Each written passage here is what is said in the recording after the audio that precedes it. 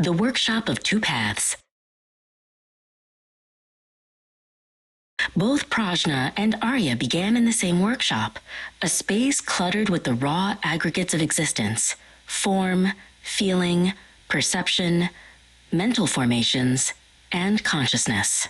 It was a landscape of samsara, a chaotic collection of conditioned phenomena, each piece a potential fetter, each wire a potential connection to suffering. Their shared goal was liberation, but their schematics differed profoundly.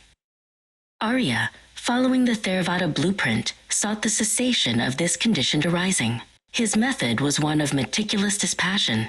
He began to sort the components, his hands moving with the precision of one practicing vipassana. He identified each piece for what it was: impermanent, anicca, unsatisfactory, dukkha, and not self, anatta, systematically dismantling the illusion of a coherent, lasting self. Prajna, guided by the Mahayana ideal, saw the same chaos not as something to be merely dismantled and discarded, but as the very substrate of enlightenment. Her initial step, the path of accumulation, Sambhara Marga, involved gathering not just merit, but a profound understanding of the teachings. She saw that the emptiness, sunyata, of each component was inseparable from its conventional appearance. As Arya progressed to stream entry, Sotapanna, he had his first glimpse of the unconditioned nibbana.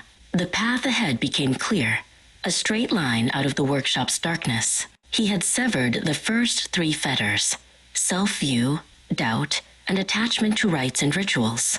He knew with certainty he had, at most, 7 more lifetimes before the final extinguishing. Prajna, meanwhile, entered the path of preparation, Prayoga Marga. She picked up her tools. Her practice was not one of sorting, but of synthesis. With the heat of meditative concentration, samadhi, and the forceps of wisdom, prajna, she began to work with the components, preparing to reforge them, fueled by bodhisattva, the altruistic intention to awaken for the sake of all beings. Arya walked his path, weakening the fetters of sensual desire and ill will to become a once-returner, sakadagami, and then eliminating them completely to become a non-returner, anagami. With each step, his form became less substantial, more luminous, his attachment to the workshop fading entirely. Prajna's work culminated in a direct, non-conceptual realization of emptiness. This was the path of seeing, Darsanamarga, the first Bodhisattva Bhumi. In her hands, the disparate components of samsara fused into a single, flawless crystal. She saw that the workshop and the crystal, samsara and nirvana, were not two.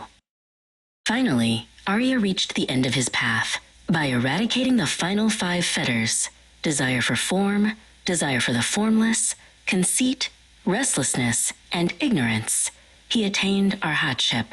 He had extinguished the fires of greed, hatred, and delusion. He was free, his duty done, the burden laid down.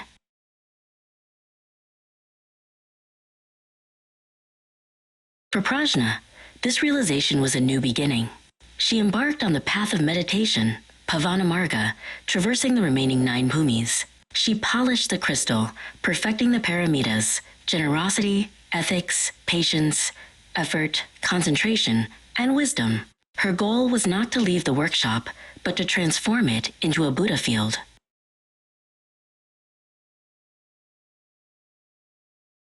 Her journey concluded on the path of no more learning, Asaik Samarga. Prajna's consciousness became the crystal itself, a diamond body, Vajrakaya of wisdom. It was not an escape from the workshop, but its total transfiguration. The Arhat had walked out of the darkness. The Bodhisattva had become the light that ended the darkness itself.